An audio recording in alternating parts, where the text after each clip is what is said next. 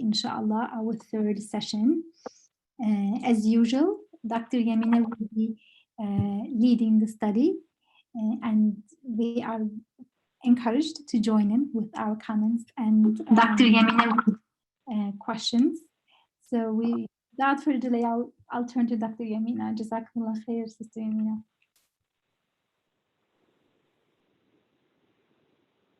أعوذ بالله السميع العليم من الشيطان الرجيم بسم الله الرحمن الرحيم والصلاة والسلام على سيد المرسلين وعلى آله وصحبه أجمعين.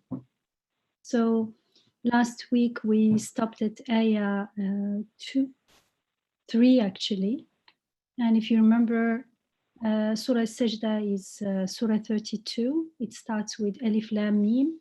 The sending down of the book, without a doubt, is from the Rabb, the sustainer of all the words. And in ayah 3 we're told, or do they say he has fabricated it?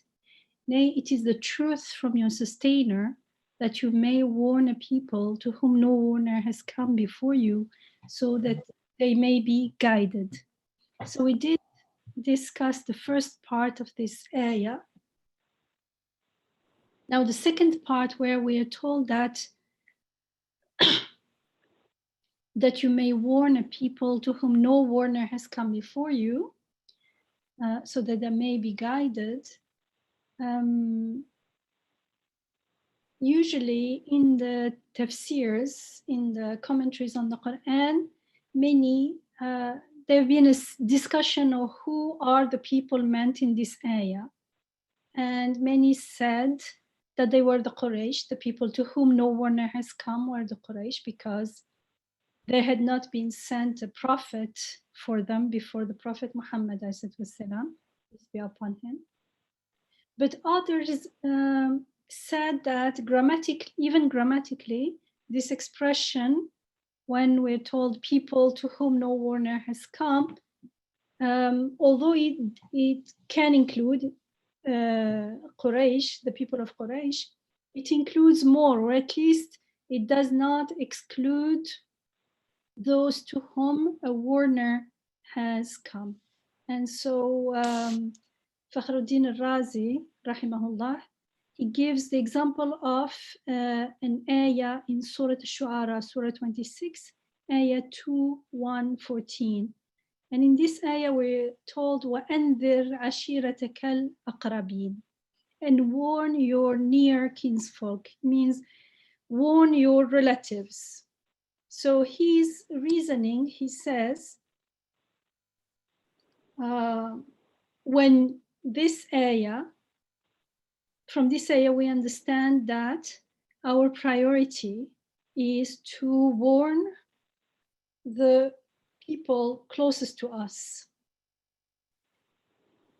But it does not mean that the others are not included. It just means, usually this ayah has been understood that you start from the people closest to you, and then the others, and that's how it works in the fitrah. Naturally, we find ourselves in an environment where you communicate with the people closest to you first, and you care for them, and you know them, you know their needs and feelings and all that. So you're more prone or more likely to share what you know as the truth. And this truth is supposed to become your way of life, your way of perceiving yourself and the world. So your interaction itself will be a communication and, inshallah, a warning as well. So he says, just because the people, your relatives, your near relatives have been pointed out, it doesn't mean that the others are not included.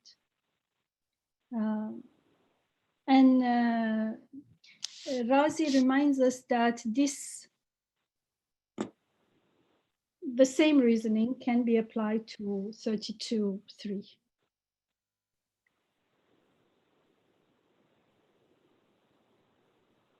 And of course, this is also, is consistent with the rest of, there are many other verses in the Quran, other ayat in the Quran that instructs us to warn other people, to warn.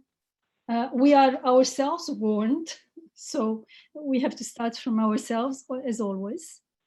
But then there is also the warning of the people of the book, the warning of the mushrik, those who ascribe partners with God, and the heedless, the ghafilun, etc.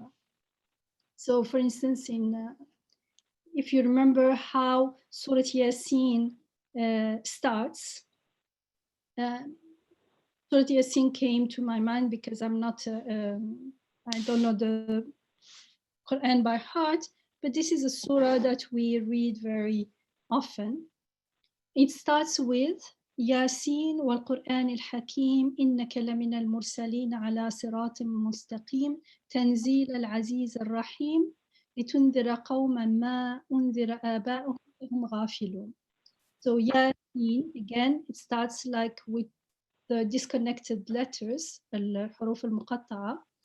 And then after Yasin, we told Yasin and the wise Quran, you are indeed one of the messengers on a straight path by virtue of the sending down from the Almighty, the All-Merciful, so that you may warn a people whose forefathers were not warned, so they are heedless. So here it's about the warning of people who are heedless. And again, you can see how the reasoning unfolds, very similar to Surah al-Sajdah.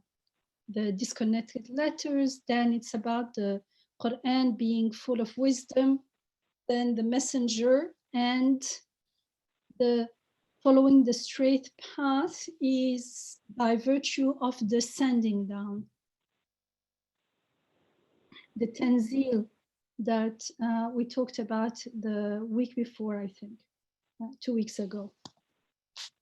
And this sending is from the Almighty, the All-Merciful. Later in Surah, in the same Surah, in Surah Yasin, which is Surah 36, later, so that was the beginning, the opening of the Surah. In Ayah 69 and 70, we are told, and we have not taught him, the Prophet, poetry, shi'r, وَمَا عَلَّمْنَهُ الشِّعْرَ, nor would it befit him. It is but a reminder and a clear Quran, so that you may warn those who are alive, and so that the word may be carried out against the disbelievers. لِيُنذِرَ مَنْ كَانَ حَيًّا. So the warning is done by means of the warning, and the reminding is done by means of the Quran, whose message is clear. It is clear guidance. And here we are told in Surah Yasin, in the beginning it's done to the heedless, then we are told it is to those who are alive. SubhanAllah.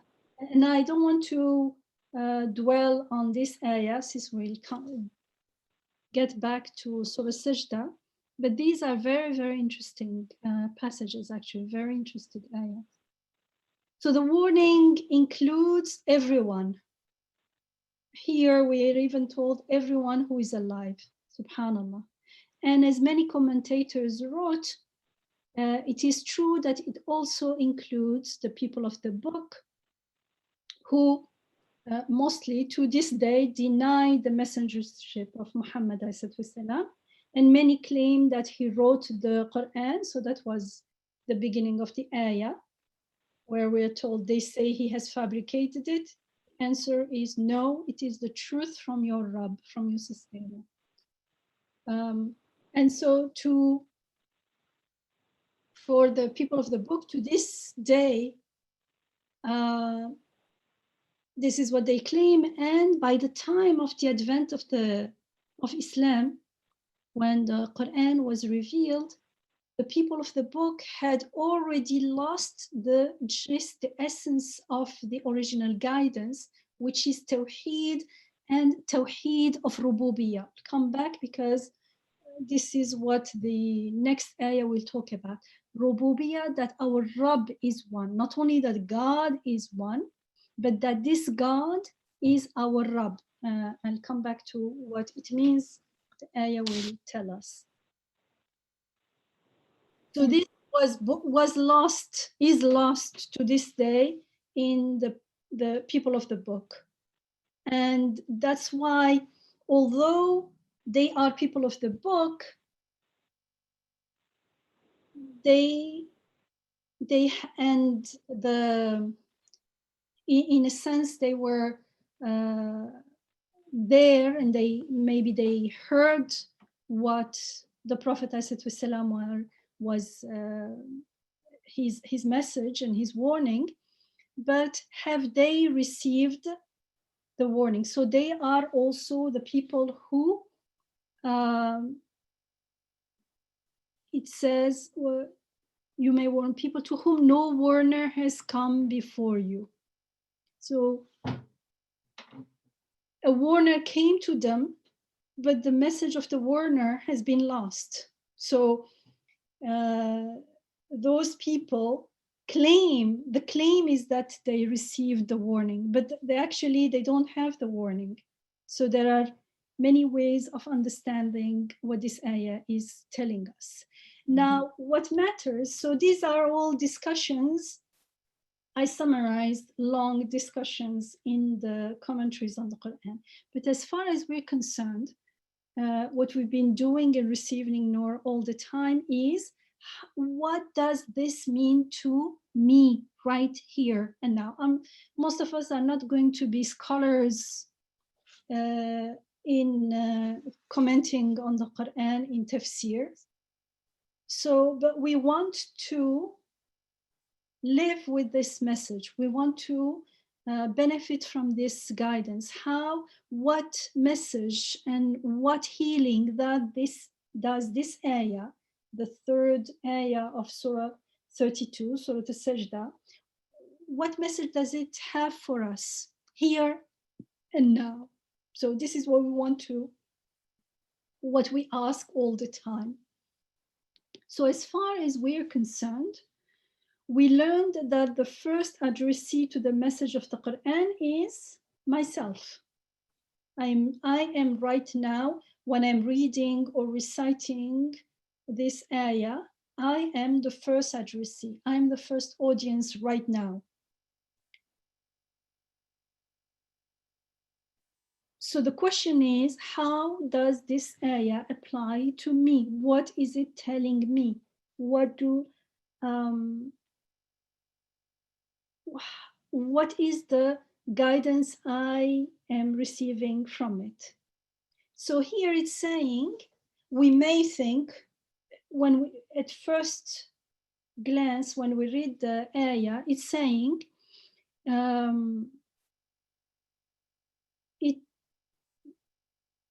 so all this, it is the truth from your Rabb, your sister, that you may warn a people to whom no warner has come before you. So it seems to me that a warner has already come to me. I'm already a Muslim, or I'm already studying the Quran. So I am not included. It seems like I'm not included in this ayah. From one perspective, it seems so, but from another perspective, does it mean that I received the guidance? Whenever and we talked about it last week and the week before, the fact that we recite or read or hear the message of an ayah or of the Quran is different from actually receiving it. And an example, last week, I think it was one example was the example of the email. An email may have been sent to me, but if I don't open the email, then it's sent to me, but I have not received it. So it's the same as if, from my perspective, it's the same as if it was not sent to me. There is another layer, which would be, it's sent to me and I open it and I just look at it very quickly and I either I don't understand it, or I may understand it, but I don't take it seriously and I don't act on it. It's giving me a message, can you please do this? And I say, I don't have the time, or whatever the reason, I am not actually taking it into consideration. So what difference does it make if the email is sent or not, if I am not opening it, or I'm not reading it, or I'm not acting on it? Does it make sense? We talked about it last week. That's why I'm just going faster. And I just want to... Yes, You remember that, right? we remember. We said it can be in your inbox, but that doesn't mean you actually received it if you haven't opened and engaged it. I think other examples maybe were given, but I don't remember. But like the whole thing here is, just because we are Muslims, because I'm a Muslim, because I'm already familiar with the Quran, does not mean that I have received all of this, its guidance.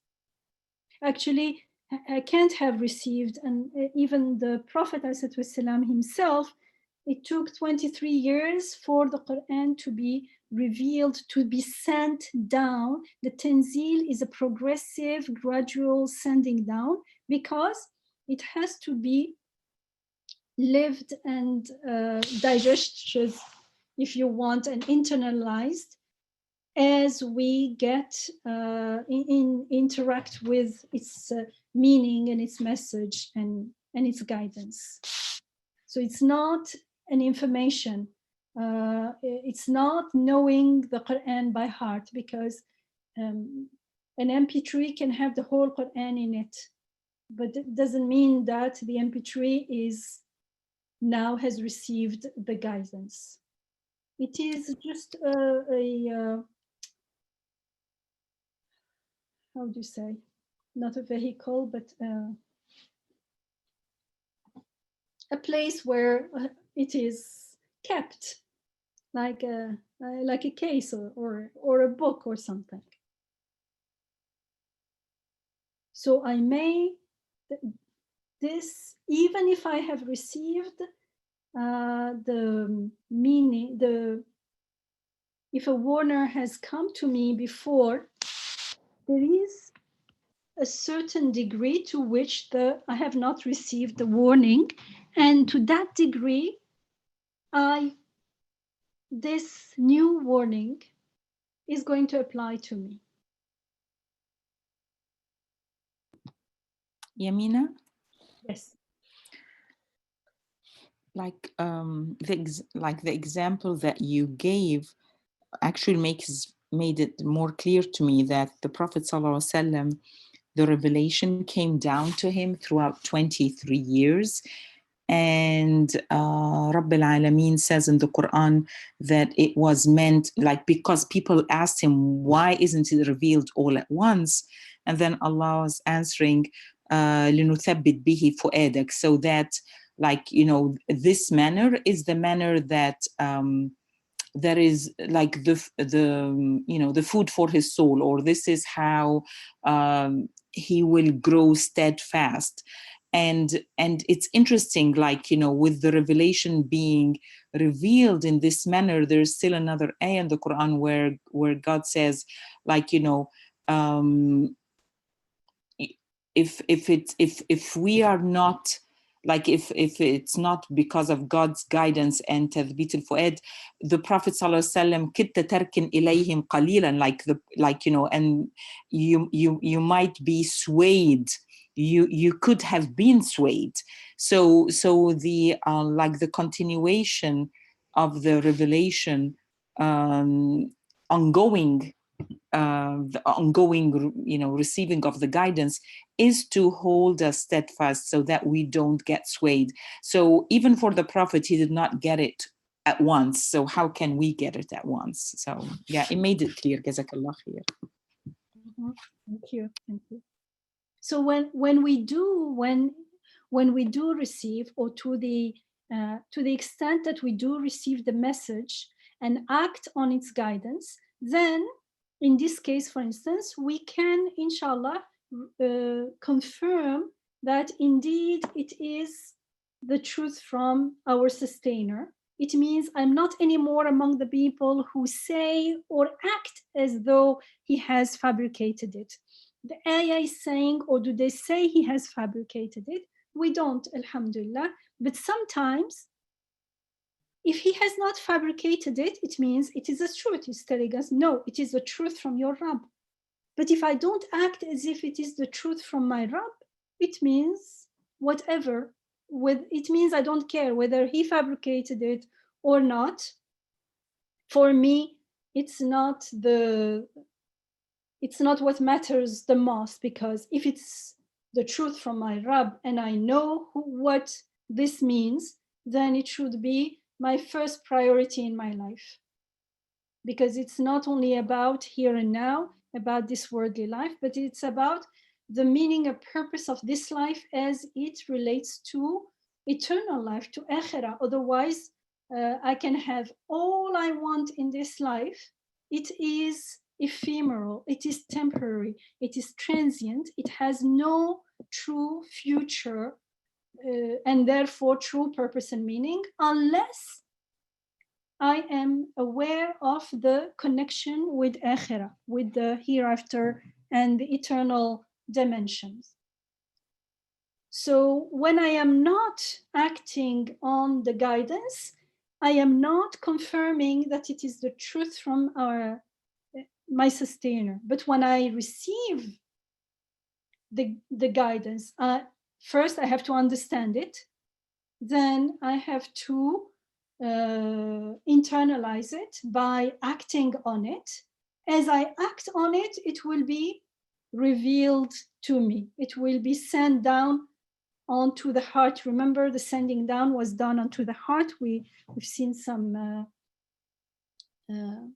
ayat in the Quran that tells us that. And then as my heart becomes more and more convinced, and we have that yaqeen, that certainty that this is the truth and it is the truth from my Rabb, then it is only after I have received the message of the ayah that I can say now the ayah doesn't apply to me, because I have already applied it. Now I can pass to the next ayah. Unless I receive that message and I confirm the truth that it is truly the truth from my sustainer, I am still, I have not truly, I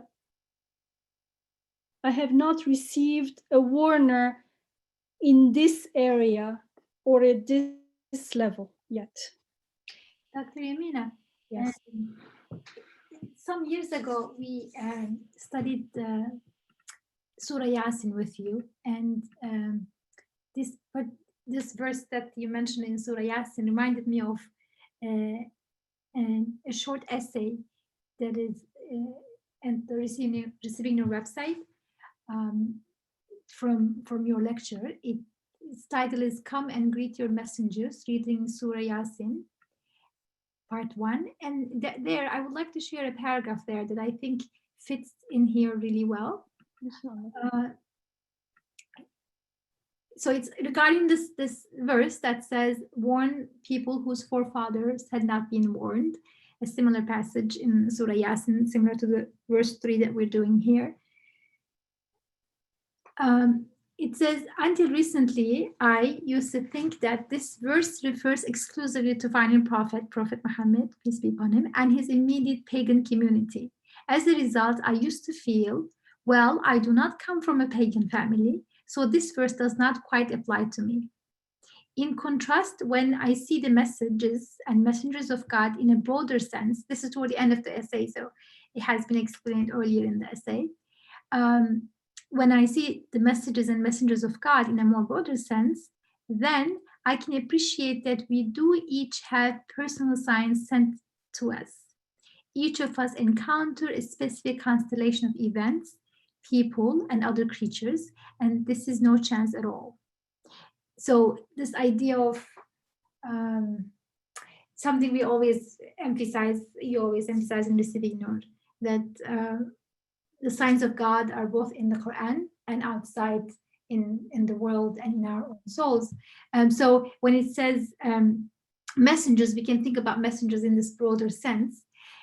So then to continue to the last paragraph of that essay, it says, thus, when the Quran refers to forefathers who have not warned before, I can understand that my unwarned forefathers are my past moments spent unaware in ghafla.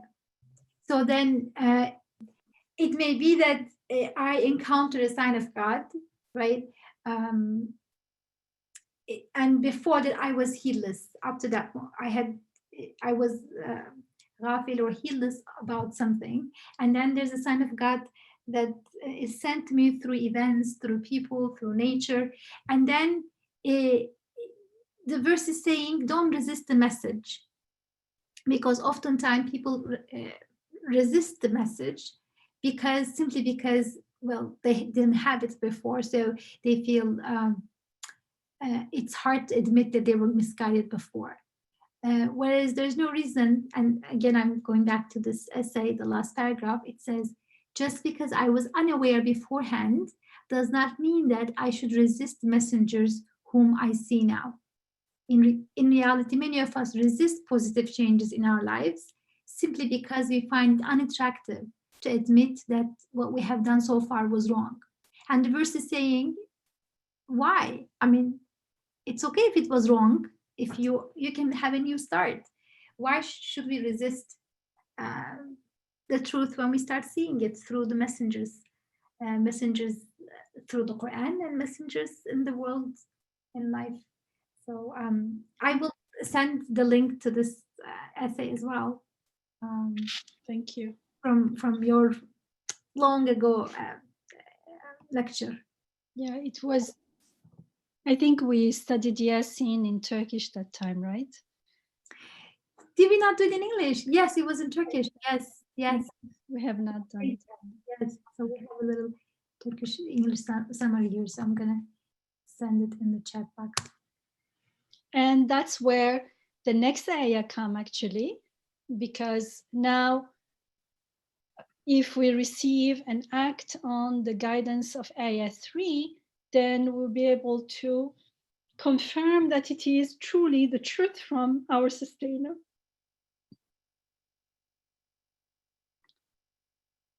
And that whatever is brought to us through the Prophet, ﷺ, meaning, as far as we're concerned now, also through the Quran, and is a warning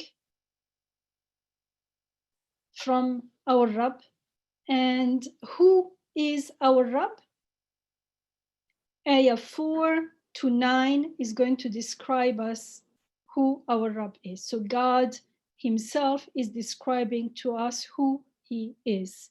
So remember from the beginning, it was Alif Lam Mim, descending down of the book without a doubt from the sustainer of all the worlds. Sustainer, here I'm rendering Rabb as sustainer instead of Lord.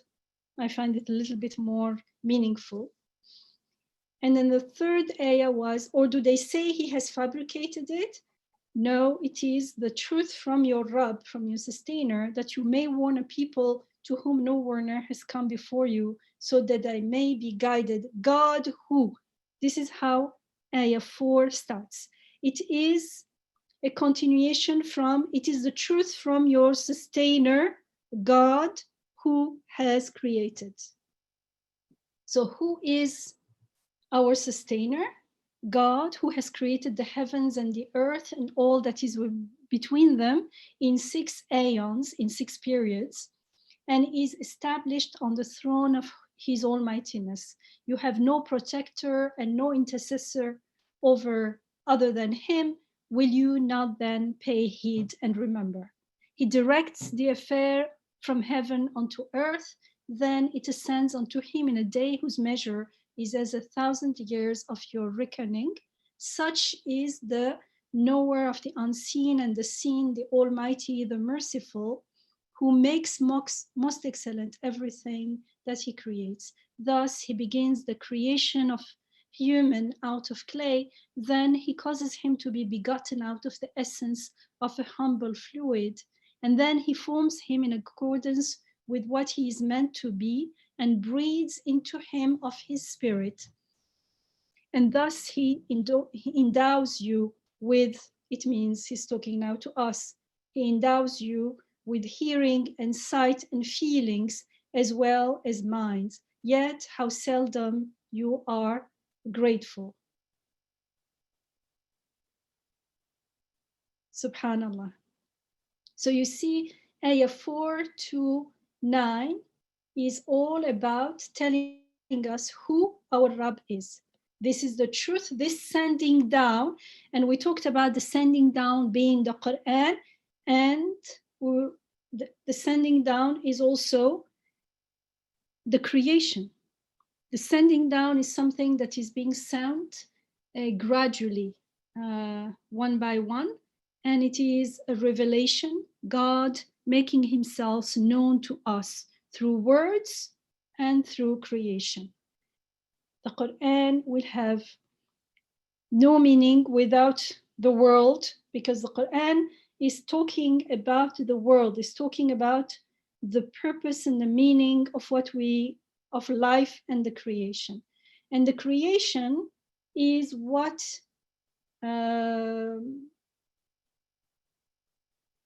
enables us to confirm that what the Quran is saying is the truth. So it's like the Quran is the map, the world is the territory. They are read together, and they make sense when they are read together in parallel. So in the following ayat, in ayat 4 to 9, God tells us who he is as our Rabb. From the beginning, it starts as your Rabb. And this is very important. We have to keep in mind that this is our Rabb. Our Rabb means the one who takes care of us, the one who takes care of all our needs. And it starts with the very outer world, the heavens and the earth. And then by ayah 9, it is about our own creation. It says this is, by 7, it says he creates everything in the best way. And this begins the creation of human being out of clay. In 8, we are told you are from a fluid. In 9, we are told he breathes into human being of his spirit, and lo and behold, you are endowed with hearing and sight and feeling. So it's from the outer world slowly coming to the very inner, to our physical, the clay and the fluid is our physical being, and then our emotional and spirit and the emotions are also from him. Subhanallah. And unless it starts from, this is rahmah as well, because it's easier to surrender in the outer world, to surrender that the heavens and the earth are, yes, being created right now. But we could not have started with ourselves suddenly, because when we are in ghafla, when we don't know God as our Rabb, we are so certain, it seems to us in our heedlessness, in our delusion, that delusion seems like reality. It seems like it's truly, I see, I understand, I do, I go, I walk, my life, my body, my life, my everything. Because I never question them. And even if we understand them at an intellectual level in the beginning, it's not easy to practice the surrender. The surrender is the handing out the property to its real owner. That my seeing is not mine, my hearing is not mine, my life is not mine. it is a gift. It is not a gift that I was gifted with only when I was born, and I will leave when I die one day in the future. This understanding, which is based on an illusion itself, because it is the illusion that time is linear, which is not true. There is an imagination, an illusion that one day I was born, one day I will die, and in between, it's all my life. This is not how it happens. I am being gifted life right here and now. If I stop breathing, there's no life. And I don't know how I am breathing. I am made to breathe. My breathing is being sustained now. My seeing is being sustained now. I am seeing, but I don't know how to see myself. I have no control over my seeing and hearing and understanding and anything. Anything can happen, as we are told in the Quran. Anything can happen to you. Your hearing, seeing can be taken from you. Who can bring them back except God, except the one who creates you? So the creation is not only the creation in the beginning, it is the creation sustaining a rububiyyah here and now. And that's very important. Otherwise, there is no tawheed. Otherwise, we will relegate God to the beginning. And in between, right now, it's me who is doing everything. Then water is giving life to all living things. Then it seems that cause and effect is effective in the world, and we only need God from time to time. Most of the time, we don't need him. Astaghfirullah. But this is a topic that I always repeat, because it is always repeated in the Quran, and for two reasons. One is because we tend to forget. Second, even if we don't forget, we need to know God in newer and deeper levels, because we need to know him with his beautiful names at higher and higher levels, because the object of worship, our object of worship, our Rabb, is infinite. So the path to get to know him has no end. So it's not only about forgetting. After a while, inshallah, when we become studious students of the Quran, and we follow the guidance of the Quran, when we start seeing everything as a sign, an ayah, everything in the creation in the world, then we won't forget, because events and things around us and within us won't distract us from the reality. It will be the other way around. They will be the reminders. They are the ayat. They are the mirrors to rububiyyah. They are the mirrors to the beautiful names of God. They are the mirrors to wajhullah, to the countenance of God. And so we won't forget, inshallah. Now the journey of knowing God more and more will start, and we know, as we know, we will know our Rabb more and more, to the extent that we will know our ubudiyyah more and more. My ubudiyyah is that I am totally dependent on my Rabb.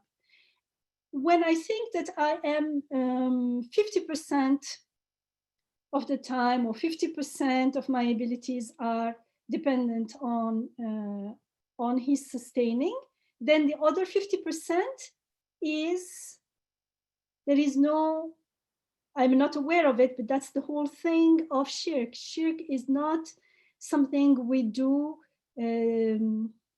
consciously, because it's about being in ghafla, being unconscious, being mindless and heedless. And so that 50%, if it is 50%, is dark. It means other things act as little Rabs, little lords, little little masters. They do things, and just like it seems to me that I am doing, I am talking, I'm thinking, I thought of something. But when we stop and reflect, as we are told again and again in the Quran, we realize that I am not. It just came. We say sometimes it came to my mind. It came to my mind means it's a gift to me. It's, if it were me who created it, I would not need to think at all. I would just say be and it is, but it's not the case. I have to wait until, for instance, if there is a problem that I don't understand, I write the equation and I try to understand, but sometimes suddenly you're inspired with the solution. Where does this inspiration comes from? Not from within me, because if it was from within me, I would not wait for it to come. And it is easier to understand this when we start with our hearing and seeing and talking and breathing, for instance.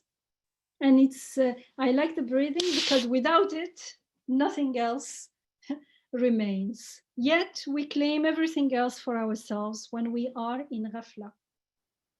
So you see the rahmah and the wisdom. There is mercy and there is wisdom. There is hikmah in starting from the wider world as we get to know God, our Rabb, in the outer world. It becomes easier and easier to recognize him within us, and then to surrender the amana to him, to give back the trust to him instead of thinking, imagining that it is ours. Because to the extent that I imagine that my life is mine, then God is not my Rabb in my perception. So here we're told in Ayah 4, God who has created the heavens and the earth and all that is between them in 6 periods. It's actually الله الذي خلق السماوات والأرض وما بينهما في 6 أيام. في 6 أيام, أيام here is days, but it's also used as periods, aeons. I think even in English you can use day. Sometimes it's not used to mean 24 hours. It means a period of time. When we say in our days, nowadays, it doesn't mean a few days. Maybe it can mean the whole century. I don't know. I don't think it's English is similar in that sense, per se. Really? Yeah, linguistically, but they say Hebrew it's similar in Hebrew. They could mean periods. I heard that. Maybe. I was thinking even like in English, day doesn't mean exactly a day. Maybe, but yeah. Yamina, can I take you a step, like before you go forward? Can I ask a question? Sure, go ahead, inshallah. So I'm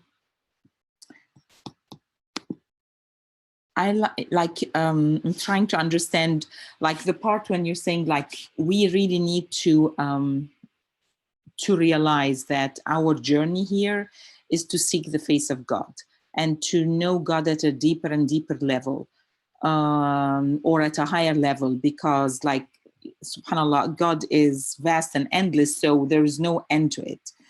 And I've been asked this question about like, what is our drive to keep seeking to know more and more? Why don't we, like, why aren't we satisfied with just knowing like some names of God that we think that we know and stop there? Like what is the drive to keep trying to know more and more? Why do we keep seeking the face of God? Like why aren't we satisfied with what we know, or what we think we know? What is the drive? I would say, and now what I will tell you what I would say, but I'm telling you now as Alia, not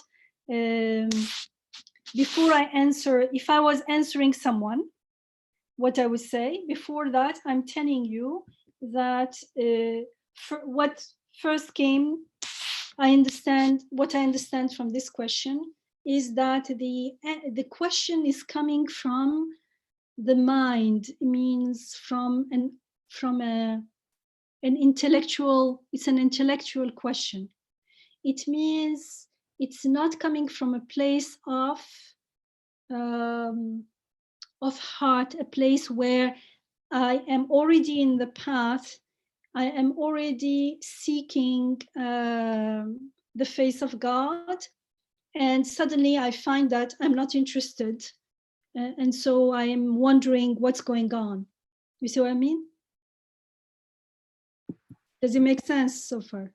Yes, so this is like, yeah, I can see This is it more as someone, an this is someone who is heard, understood what was said as information, not ma'rifah, not knowledge, not gnosis even, because even gnosis, even ma'rifah, is, it has to have something deeper. But this is, I heard someone saying this, and then I understood what they meant, and I said, why should we want more and more? Why shouldn't we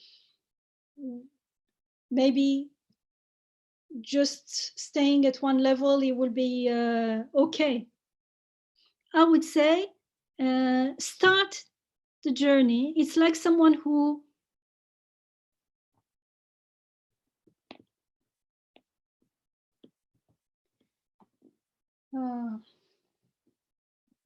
someone who has never, who has always eaten, let's say, only maybe 2-3 kind of foods, never seen a variety of foods, and they hears that there is a place in the world where there are so many varieties of food, and people, even those foods are not enough, they mix them up and cook them up in different ways and things, and that person knows only 2 or 3 fruits, never cooked, never did anything. I can't imagine what's the deal with these people, because whenever something is new for us, we can only understand it through, or as much as, first, we understand it through comparison. We compare it to something we already know,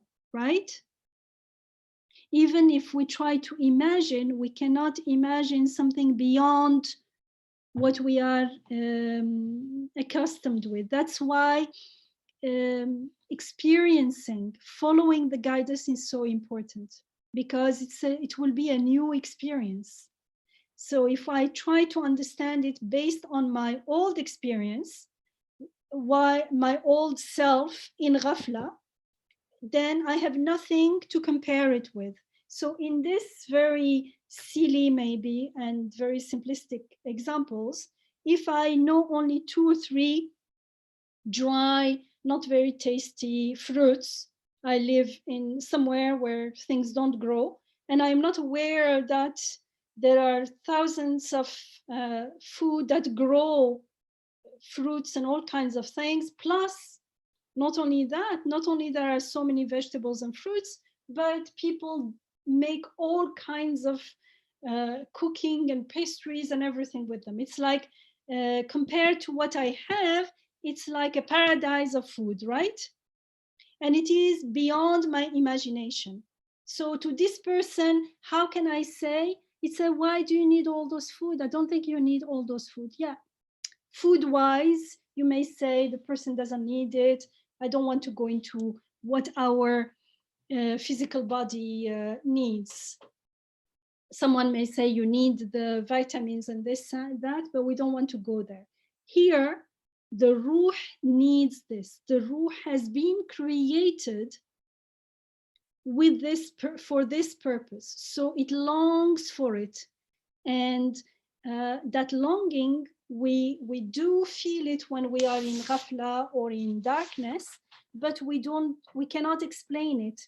We assume that it is a lack of this and that, or I am bored, or maybe I need to go and go around the world, or whatever, or maybe buy some new clothes or something.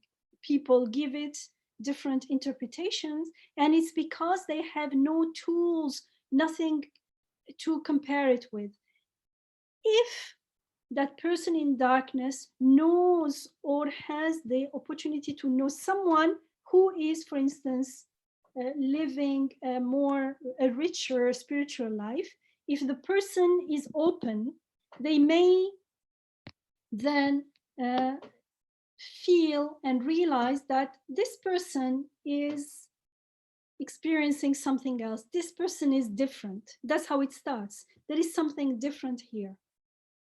But just based on what they know, they cannot know what they don't know, because here it's not a matter of a lack of information, of knowledge. It's a lack of mindfulness, awareness. Ihsan is about awareness. Iman increases our awareness of who we are, what the creation truly is, its purpose, and therefore what we are all created for becomes clearer and clearer then. This awareness is not something you can give to someone who is not aware. It's not like information. The person has to realize it. Not being aware is not knowing that we don't know. If I don't know that I don't know, I cannot even, does it make sense? So the only way is to, in the beginning, bring either, in our simplistic example, bring some samples of food to that person, and they will realize that they don't know what they were talking about. They were unaware of all those kinds of fruits. Or if we can, we take them to a place where there are all these. And when they start tasting different fruits, will they say, do I need all this kind of food? I want to go back to my only one or two food. If you see what I mean. Yeah. Yes, I can. So we need to start by taking that step forward and acting on what we learn. It's only when I act on what I learn that what I learn becomes ma'rifah. It becomes yaqeen, certainty. In the beginning, it could be, there are also degrees in certainty, as you know. There is the certainty of knowing, the certainty of seeing, the certainty of experiencing and living. علم اليقين, عين اليقين, حق اليقين. But that certainty comes to the extent that we internalize, we live with whatever we learned. It's like someone, another example would be, someone is looking at the map and you are talking about what you saw on the territory. You say we went through seas and deserts and forests and mountains, and we found this and that. And the person is looking at the map and he says, I don't see why you're so excited about this map. No, you're not talking about the map. You're saying this map is only a map to something else. This goes back to the very beginning. The first week we talked about al-huruf al-muqatta'a, the disconnected letters, and how through them we are taught a very key concept of the Quran, which is ayah. Ayah is a sign, like the map is a sign to the territory. If someone is not only illiterate, but never heard about language, about writing, then that person when they see something written, they don't recognize it as something potentially meaningful. So, Yamina, jazakallah khair. So I guess you answered the question. I think the question, the way it was asked, was what makes a believer keep seeking? Like, why don't they stop? And I guess they keep seeking because, like, they're like, the more you taste, the more you want to taste more, and the more you taste it, the more you realize, like, you just like getting like the surface, and then you want more and more and more. So I think that was the question, like, what's the drive to keep going and going? Like, what is the drive for people to keep working hard, wanting to be successful, this and that? And this is just for a transient life, right? Everyone knows that at the end there is death and the end of everything. But everyone, if they can, they want to be successful, and the success is to be able to achieve some kind of joy, some kind of inner peace, some kind of fulfillment and contentment. Now, if someone likes food, they can find some joy there. If someone likes cooking the food there, if someone likes writing or listening to something or whatever, or going around in a beautiful forest, walking or something. Now, all that, or if someone is a doctor and likes helping people and healing. Now, that is only the tip of the iceberg. It is the sign, the ayah, to the deeper meaning, the deeper need, the deeper longing that we have for our Rabb, for God, for the beautiful names of God. For instance, if someone is a very dedicated doctor who loves healing people, loves helping people, that person is in love with the name Shafi, healer. And the joy when someone heals is the joy of the healer. So if I am not aware that it is truly the joy of the healer, then when someone is healed, I get very excited, the doctor gets very excited, and afterwards, again, goes back into a routine until something else happens and they feel excited again. But even that keeps them going. But imagine that person suddenly learns that, how come I help someone there? I can't make them heal. I only facilitate the healing. And when we become aware and we question what's going on, let's say I'm a Muslim doctor, and I say, what's going on? The healing is not coming from me, it's coming from directly to the person. I facilitated it, I became like a channel. So I won't be able to say it's from me when I stop and pause and reflect. And I will see that something bigger is being gifted to the person. And when I see it, that is that I am experiencing. So that, and when I'm healed myself, it becomes haqq al-yaqeen, it becomes I am experiencing the healing myself. If I am helping someone else, it is I am observing, witnessing the healing. And when I see that the healing, different people are given, the source is not in this world, it is coming from the unseen. It is an abundant source, an illimitless source. Healing comes to everyone. It's not because someone is too healthy, the others are not going to get healing. And subhanallah, you say subhanallah, it means it is not from me, it's not from that person, it's not from this world. This is a Shafi. The name Shafi is being manifested, is being channeled. The event becomes an ayah indicating our Rabb being the healer, the Shafi, that event becomes a mirror reflecting Wajh Allah.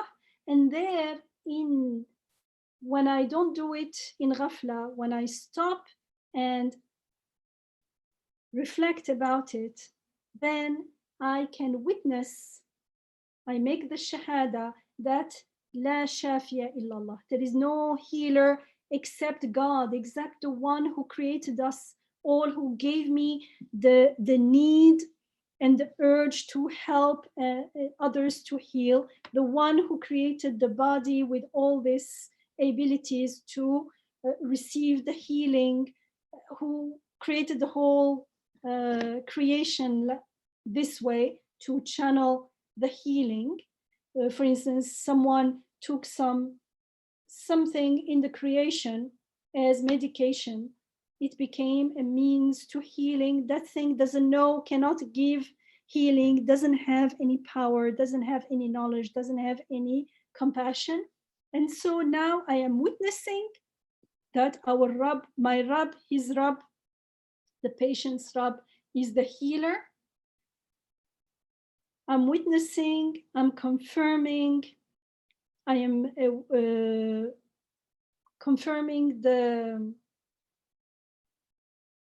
message of the Quran. The message of the Quran helped me, enlightened, put light and gave meaning to what's going on. And now I can go back and say, yes, what the Quran is telling me, that there is no healer, no Rabb except him, is the truth. Now my awe for the healing won't end with the event, because that patient will go, but I will stay with my Rabb is the Shafi. So even those who I can't help, even those who are not curable in this world, he is the Shafi. When they go to the other world, he is the Shafi forever, eternally. And also, this is good news for me, for my friends, for my family. Tomorrow, when we are sick as well, he is the Shafi. This is good news. This is, and that tasting, that joy, that pleasure that I used to get when someone is, that happiness when I witness someone healing and getting better. And now I know, I am aware that it is I am experiencing, I am tasting the name of Shafi, for instance, of healer. And this name of healer tastes so good. All our life, people are doing everything in order to get that joy, that pleasure, that happiness. And that happiness, we are told in the Quran, you can only find it in dhikrillah. And this is how we do dhikrillah. ألا بذكر الله تطمئن القلوب. Human hearts can find fulfillment only in finding God. So when I find God there, when I find the healer is what my ruh needs and longs for and appreciates, and it gives joy, it gives fulfillment, it gives everything we're looking for. جزاك الله كل خير.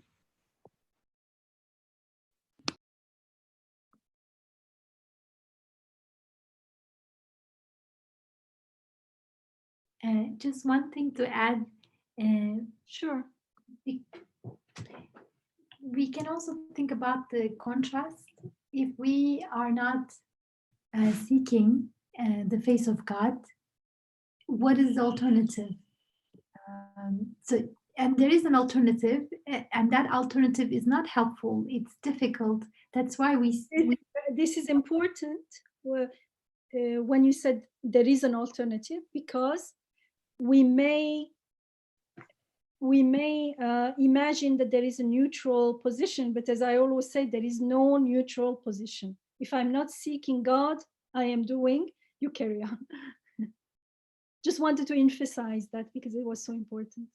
Exactly. So yeah, it's like, you know, and it comes that's why initially you said this is more coming, this question is more coming from a speculation, like what if I learn a couple names, why would they not be enough? As if it's like I'm fine where I am and I just can learn a few more names of God, but I don't want to keep going, as if it's just I'm full and I'm just having dessert. It's not like that. It's a choice between starving versus you know, nourishing yourself, being in light or being in darkness. It's as if, you know, I'm walking in with someone, and the person, whichever room she enters, she turns on the light, and I tell her, look, okay, you turn on the light for a couple rooms. Why do you turn on the light in other rooms? Because it's dark everywhere. I mean, just because she turned on the light in the living room doesn't mean she doesn't want to turn on the light in the bathroom or in the kitchen. They all need light. It's a dark house. I mean, it's night. So um, but the more, inshallah, we experience beautiful names of God in that way, uh, as a healing, then we won't it won't be difficult for us to see why we would like to keep going, because the alternative would be uh, seeking the source of beauty and power in other things, and they always disappoint. Yeah. So It's not only darkness, it's actually like the terrain is very harsh, it's very painful, you keep falling, things don't make meaning, the pain has no purpose. It becomes like unlivable, and the only thing to you can bear such a meaningless life is by falling deeper into heedlessness and forgetting about its meaninglessness. That's the meaning of darkness, right? Yes, the contrast makes it even more clear. Yeah, jazakumullah khair. There is a message in the chat box from Sarah. It says, I'm fine with some names. Sounds like I want health, but no food is fine. Or I want life, but no beauty is fine. We inherently love and yearn for it all. Thank you for sharing that. Mm-hmm. Thank you.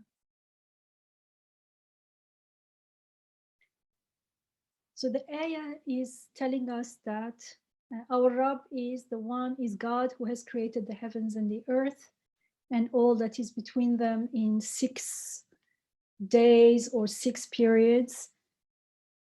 And from that, we understand that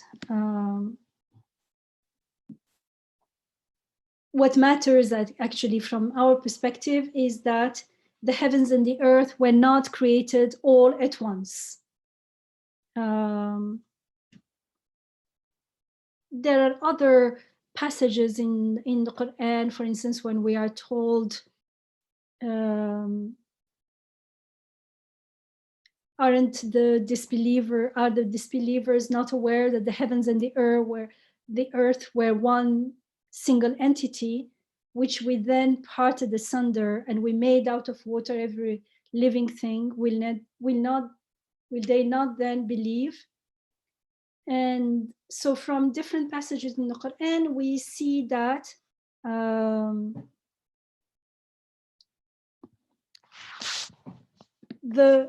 the whole world, the whole galaxy, it seems, was one entity, and then it started being differentiated and separated. But we were not there, so astrophysics now is some people trying to reconstruct what happened. But we don't need, since we haven't seen it, we can look at, for instance, right now, there are microscopes, and you can see how a human being or a living being is created, and it is created. In the beginning, it seems like one cell, and then that cell starts growing and it becomes a new creation. So what matters is that the process of coming into being occurs gradually. Here it's saying in 6 periods. It does not happen at once, it happens gradually. And when we are careful, if we are observing carefully, then we can observe that at each stage of the process of coming into being gradually, each stage is the result of be-entities. At each stage, there is nothing and it shows up. Or it's a new form, a new shape. And we can see that with growing, the growth of living things. If you take a rose, for instance, there is a bud and then there is something open. Now the rose, the small rose with small petals, it's not the bud that something is added on the top of the bud. No, it's a new creation. And the bigger rose is also, it's not like, if we can imagine the hand of a baby and your hand now. It's not the hand of you when you were a baby and there was some additions put on them. That's how we construct. If I want to add an extension to my house, I will just bring bricks or stones and add walls around it. But that's not how the adult, how you create an adult from a baby. Even like the toddler is not the little baby with some additions on top of it. The whole hand has a similar shape, but it's slightly different. It's a new creation. The whole body, the proportions of the body change, for instance. So it's a new, and after a few years, you see that it's a totally new person. You recognize that it's similar, but it's each time different. Each time is unique. It's not an addition as we, for instance, add an extension to our house or something. Each time it's a new creation. Each time it's a new be and it is. However, this process of gradual coming into being, this process of tanzil, is for us to make it easier for us to follow. Actually, it's not only easier, it's the only way we can follow because we are part of the creation. And from time to time, there is a breaking point. And the breaking points are like an opportunity for us to pause and to remember not to take our superficial, heedless perception for granted. It's an opportunity for us to question what's going on. Because when there is a breaking point, something suddenly new is happening. It's always new, as I said before, but we are not aware of it because it's similar. But when it's suddenly different, then it surprises us, it bewilders us, it brings that awe into us, and it's an opportunity to pause and say, is it something happening only now, or isn't this happening all the time? For instance, it's a moment to remember that the toddler doesn't come out of the baby. Each one is a new creation. The baby has no idea about the toddler. Yet it is a creation that follows order, it follows wisdom, it follows purpose. And because, why? Because the aim of the creation is for the creator to make himself known to us through his beautiful names, through his beautiful attributes, such as power and knowledge and mercy and names like that. An example of breaking point that comes to my mind right now is death. We take life for granted, but suddenly a living being dies. And then we left baffled. What happened? And that's because we took the process of coming into life for granted, when actually it's not obvious at all. Actually, at each stage, that living being was a new coming into being. Therefore, the old one was also a relative death. But when the whole thing disappears, we say, what happened? Each stage of a living being is a new creation, a new coming into being, as we're told in Surah Al-Rahman. We're told, on him depends all creatures in the heavens and the earth, and every day he manifests himself in yet another way. And then again, as usual, فَبِأَيِّ آلَاءِ رَبِّكُمَا تُكَذِّبَانِ, which then of your Rabb's blessings do you deny? And it is because of this taking life for granted that death after life seems so unbelievable, so remote from us. And it is unbelievable to the heedless. And in ayah 10 of this surah I shared with you until ayah 9, when it says, how seldom you are grateful. And right after in ayah 10, it says, because many are they who say, what, after we have been dead and lost in the earth, shall we indeed be restored to life in a new act of creation? No, but saying this, they deny the truth that they are destined to meet their sustainer. And this destination is not only after death in Akhirah, in the hereafter. Everyone, whether they like it or not, will meet the Rabb. But we are destined, we are sent on this, to this life on this earth in order to meet our Rabb. And that's why the muhsinin are those who seek wajh Allah. They seek it.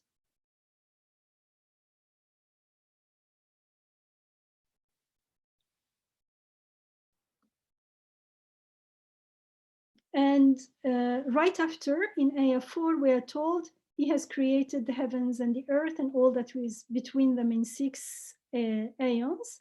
And he is established on the throne of his almightiness. ثم استوى على العرش.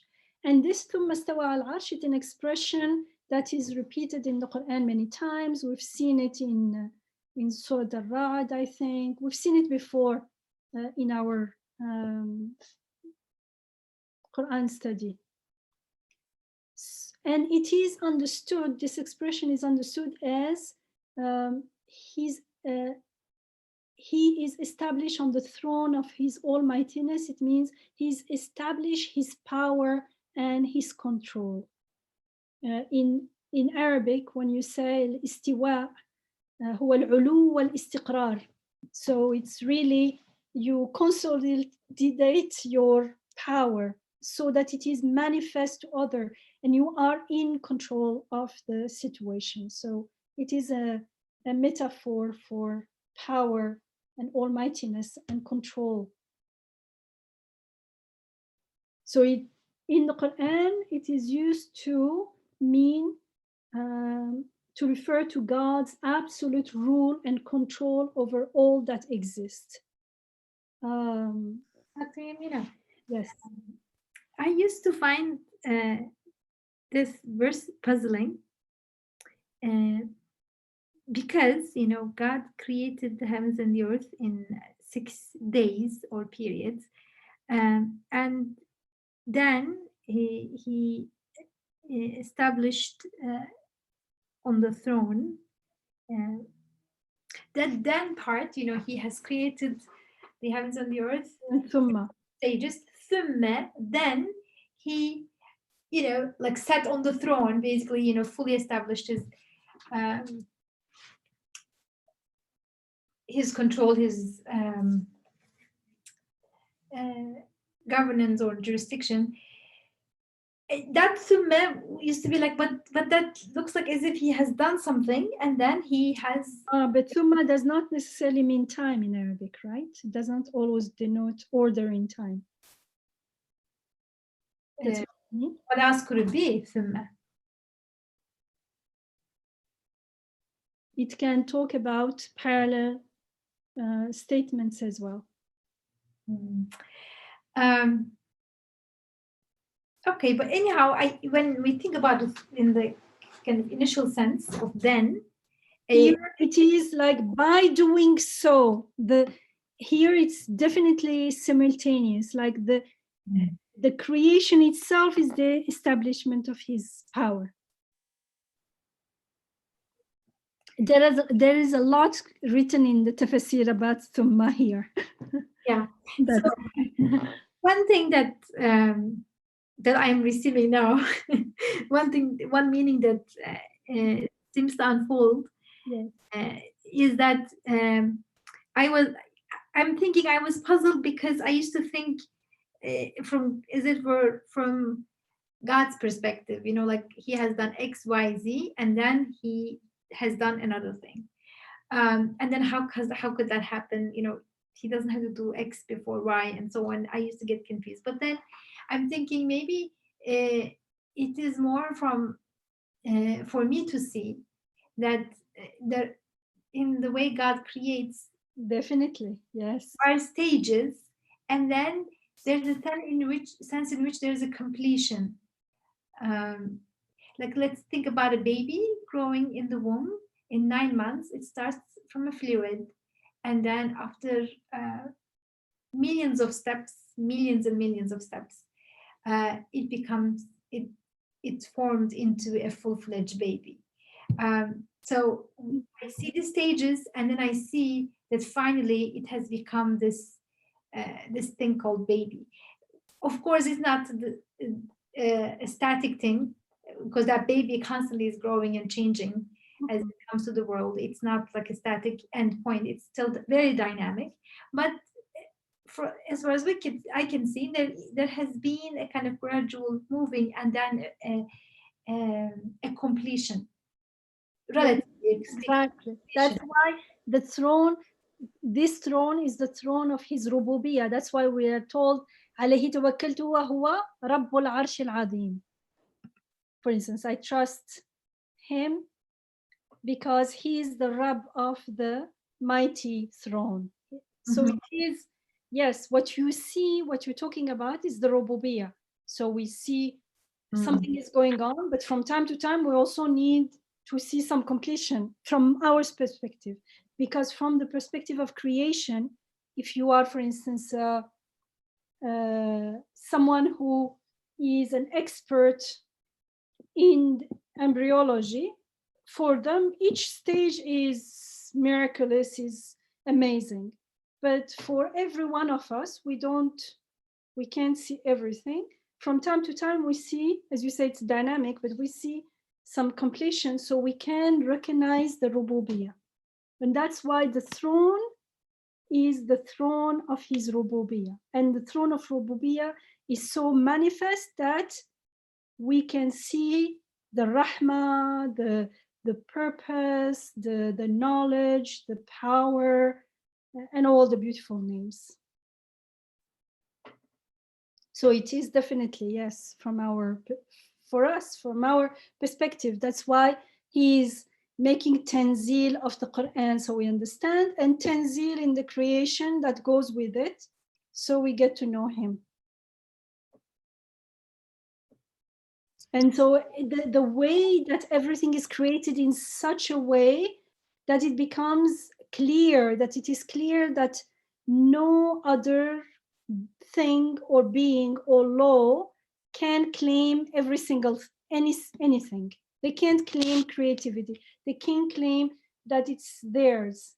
I mean, if we think even of a single atom, it's an inseparable part of the whole. And so the creation is in such a way interconnected, and their interactions are unfolding gradually in such a way that they function as ayah, as signs, each one, like the example you gave of the baby. It's a sign indicating, witnessing that its maker can only be the maker of everything that is needed for it to be there. That's the istawa ala al-arsh. The Rabb established himself so that it is clear that everything is his mulk. Wherever you look, there is the face of God. There is his stamp in everything, and nothing and no one else's. As we are told in Surah Al-Isra, we are told, قل لو كان معه إله كان لو قل لو كان معه آلهة كما يقولون إذا لابتغوا إلى ذي العرش سبيلا. If there were other gods with him as they claim, surely they would have found a way to the arsh, to the throne. So the throne is, the creation is in such a way that there is no way for shirk to enter. Of course, we are talking about when we look at it from, how do you say, consciously, mindfully, when we observe it, it's from one single source. It means the way beings and things are created makes it clear that they are the result, the product of one single source, and therefore there can be no shirk, no partners with God, nothing else is needed for them to sustain. Whatever looks like something is needed, that thing is itself being sustained, is itself being created. This means the throne or the seat of power, of control, belongs to him alone. He is Rabbul Arsh. Does it make sense? So then, instead of like the superficial translation, then he established his sovereignty, then it should be like, and as such he shows you his sovereignty.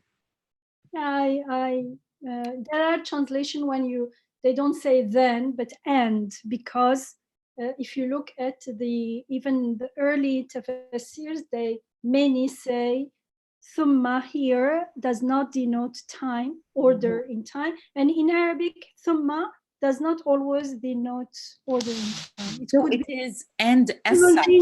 It's like and as such. And as such, yes. Yeah, and as such, true, yeah. True. And this way, and as such, and by this means, it is something going on simultaneously. But for us, it could be he created it like that, but for me, it is once I realize how the creation is, that's how I am made to realize that he is established on the throne. So for me, it takes time. That's why I need the gradual sending down, the gradual creation, the gradual revelation.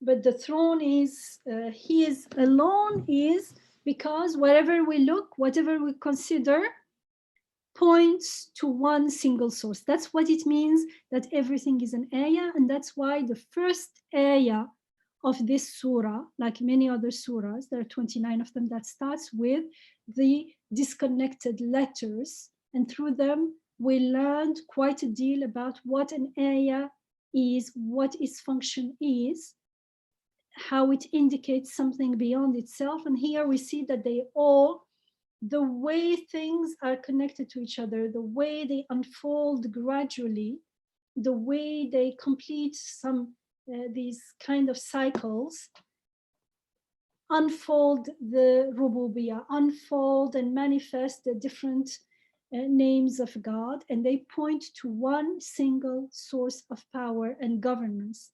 And you can see that the stars are governed by the same laws as the earth, for instance. Everything is governed by the same law. It means there is one source.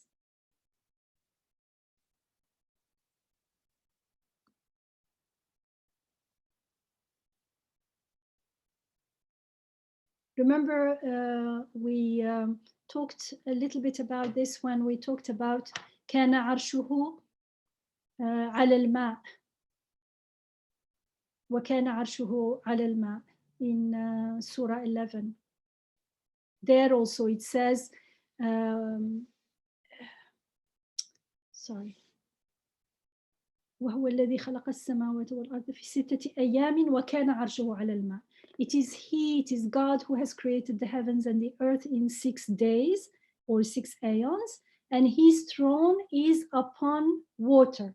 And we had said that because water enters everything, water that is blind, that has no knowledge, no power, no hands, nothing, yet this unconscious being is used in, it is lifeless, the most important thing, and it is used in giving life to everything, every living thing.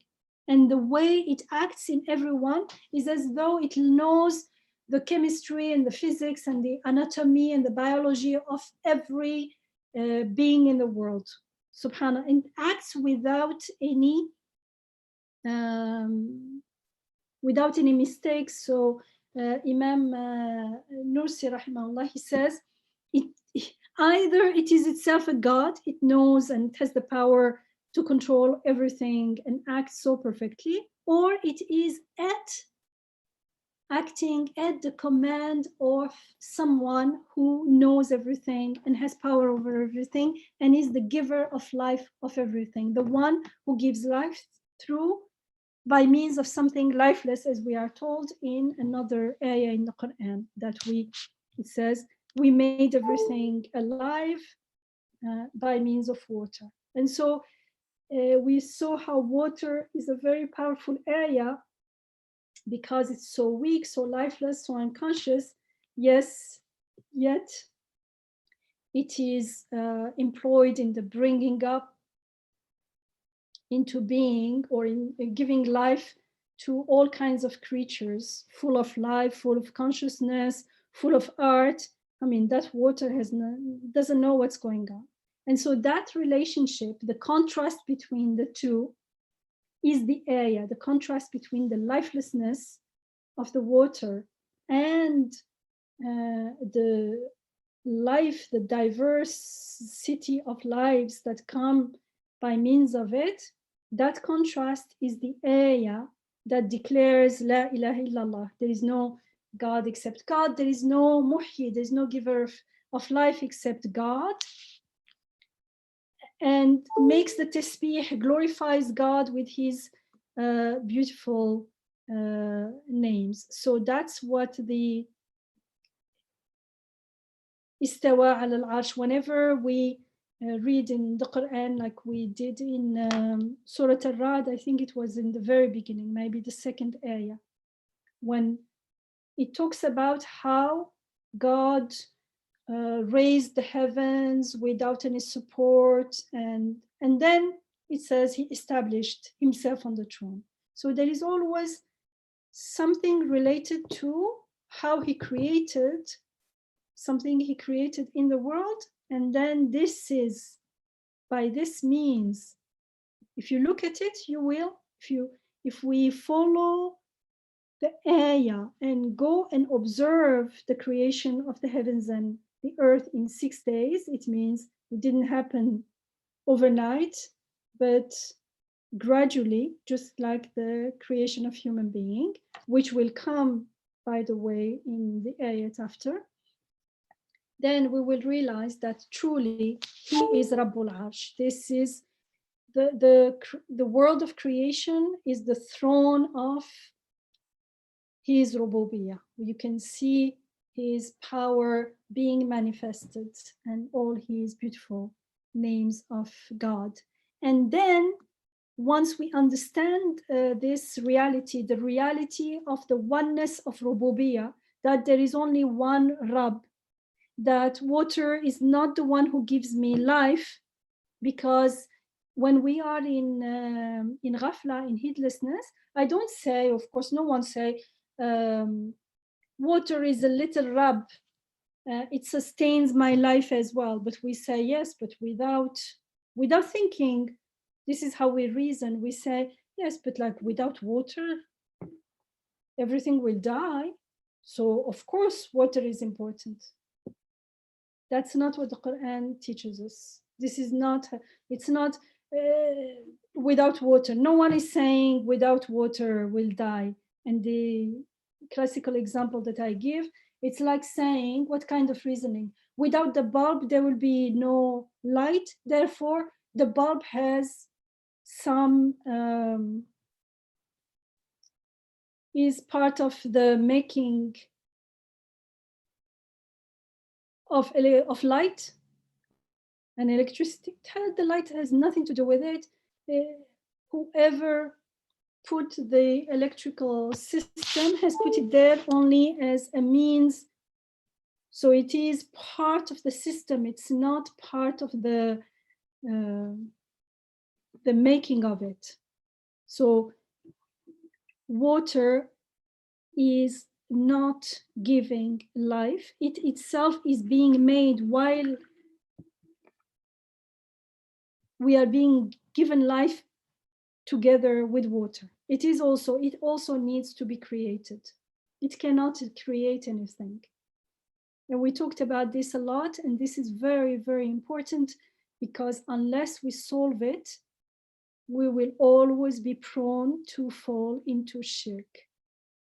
And when we need to stop and reflect and make peace and understand how true the reasoning of the Quran is, and how something that is being created cannot create anything, and that it doesn't have life, it can't give life.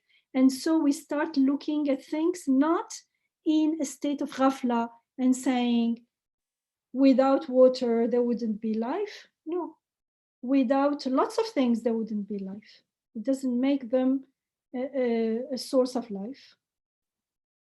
We start looking at things mindfully and asking the right questions as we are taught in the Quran. Then we will realize that they are all signs, they are all ayat.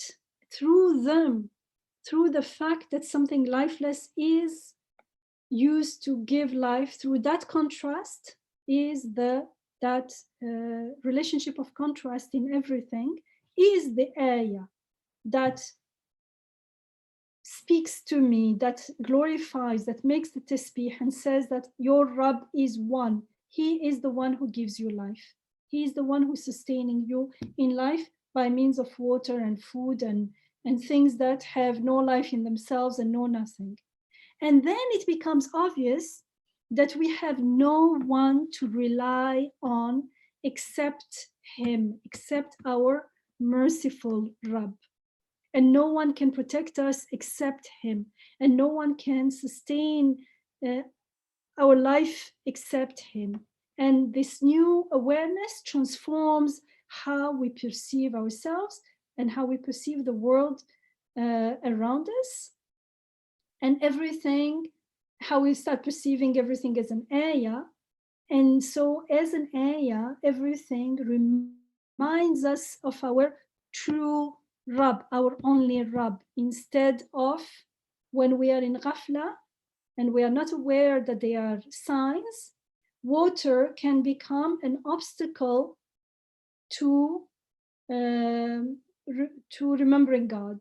And so it becomes as if it itself is doing the giving of life. Astaghfirullah. And that leads to a shirki perception. A ghafla perception is always shirki. And when I learn to observe it, perceive it as the ayah that it is, then I will, whenever I see water and drink it, interact with it, I will participate, because I will witness its glorification, its tasbihat of God. I will witness how it make the shahada of there is no giver of life except God. And so my interaction with water becomes an interaction of shahada, an interaction of ibadah. It becomes worship, and it becomes something that always reminds me of who my true Rabb is.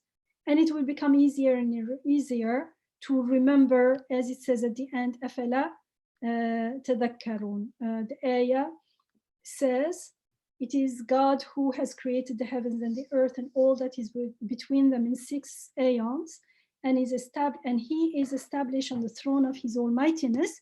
You have no protector and no intercessor, la shafi'a, except him, other than God, your Rabb. Will you not then pay heed and remember? أَفَلَا تَذَكَّرُونَ?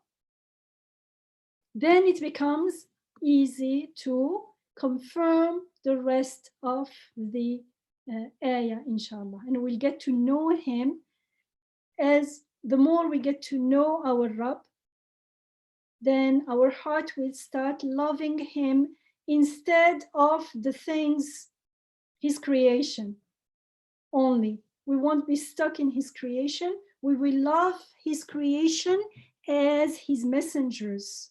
They will speak to us. They will be the messengers that bring us the warnings that Isra had referred to at one moment.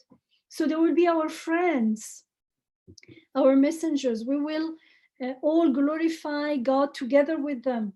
We will make tasbih together with them. And so our true object of worship and love will be God alone. And our gratitude will be to him alone. Our praise will be to him alone. Alhamdulillah, hamd, thanks and praise belong to God only. And we will seek his help and protection. إِيَّاكَ نَعْبُدُ وَإِيَّاكَ نَسْتَعِينُ. And the more we live this way, the more we will remember, and it will become more and more unlikely to forget, inshallah, which is what all the Quran is about. All this guidance is to teach us this. And when we remember that, then MashaAllah, la quwwata illa billah. Even in the worst situation, even if we are in a situation with, like, for instance, we are being oppressed and the oppressor is very strong, we know that however strong the oppressor is, he is a created being. He has no control over even his life. So he has only as much power as our Rabb, his Rabb, allows him. So my perception of the world will start changing, and my trust on him will increase, inshallah. And for instance, we won't be prisoners of our fears. Fear can devastate people. We will know that, MashaAllah, la quwwata illa billah. Walhamdulillah. Thank you. I'll stop here, inshallah. Next,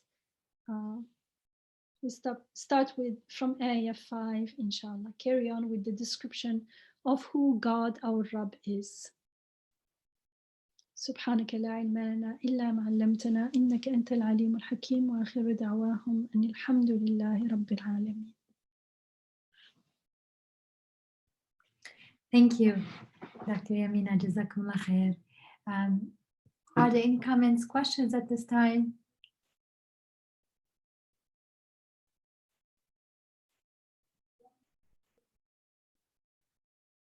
Any impressions, any takeaways?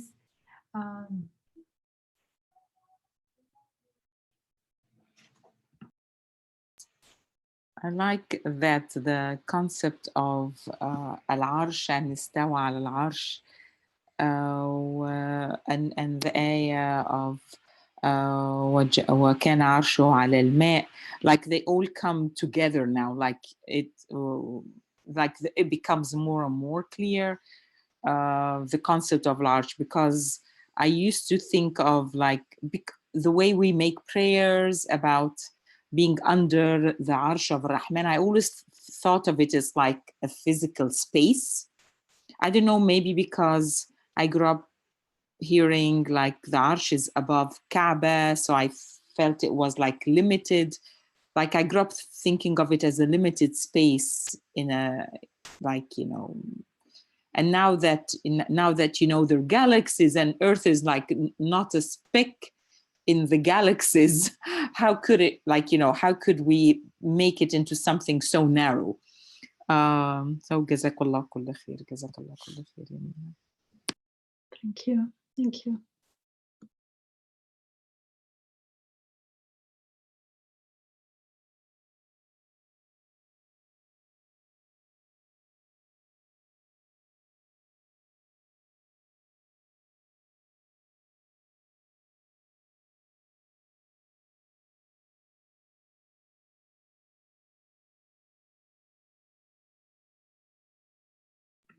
I mean, if we think about the symbolic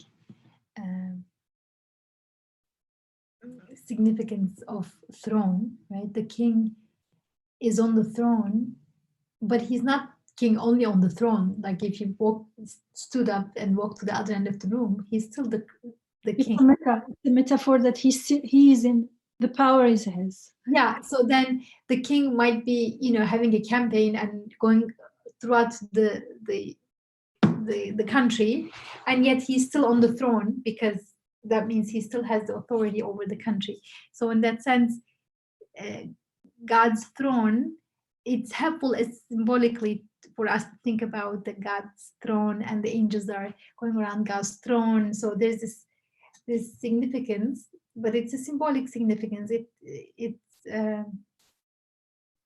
can't be, as you put it very nicely, Ali, that it can't be that God's you know, authority or throne is limited to a particular force field in the world, on Earth or near Earth, as opposed to being entire universe. So, the metaphors are very helpful to make complex ideas more accessible to most people, especially you know, the common people and, you know, us. But we should recognize that, you know, it's helpful to remember that these are symbols of very profound realities. Yeah.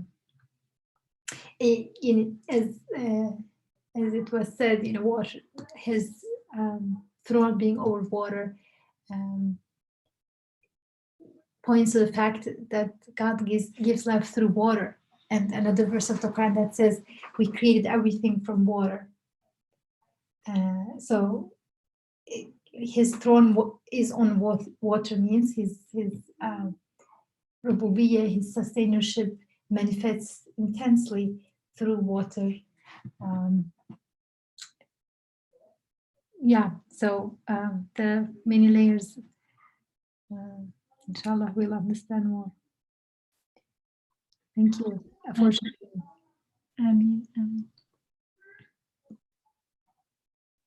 Anyone else who would like to share before we end? It would be lovely to hear someone who hasn't spoken today.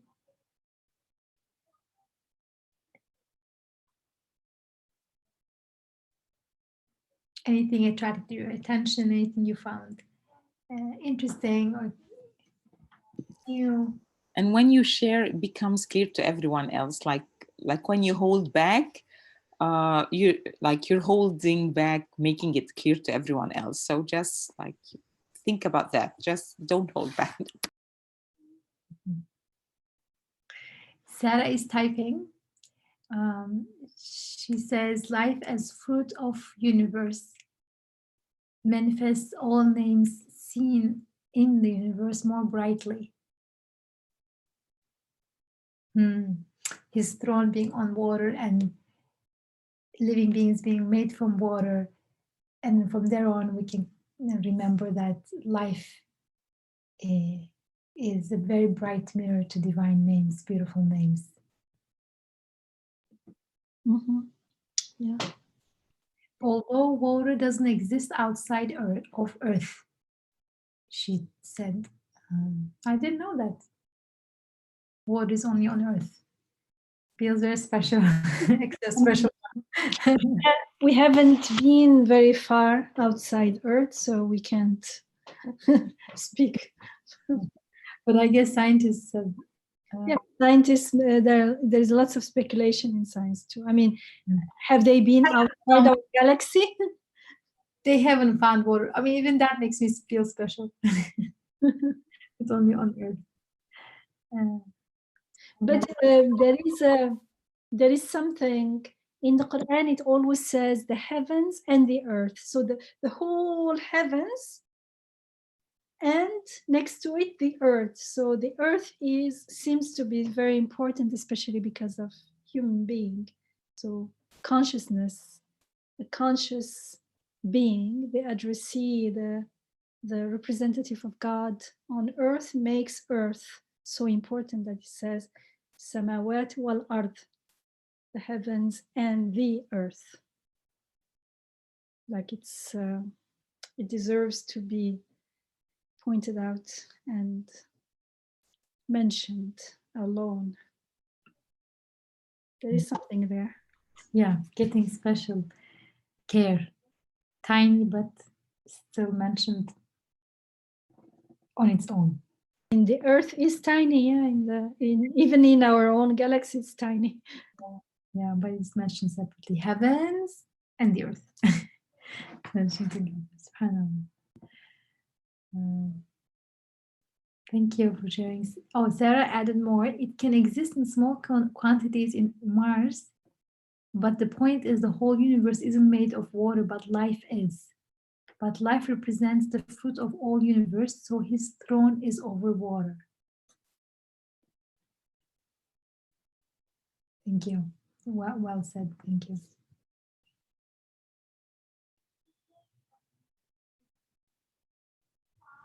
Anyone else who would like to share anything or ask a question?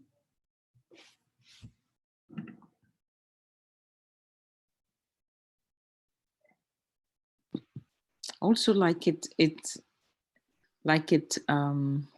amazes me how all of the universe is needed to keep the conditions in Earth the way they are. So with all the changes that are happening, like, you know, the end of time will come when a disturbance will come in the universe, and that will, like, you know, destroy then Earth. So like it seems like this whole universe is keeping Earth the way it is.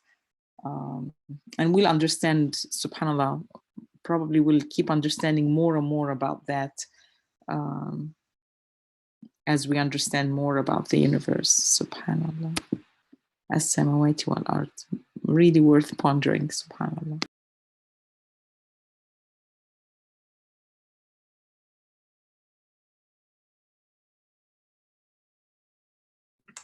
Okay, so then on that note, we will stop for today.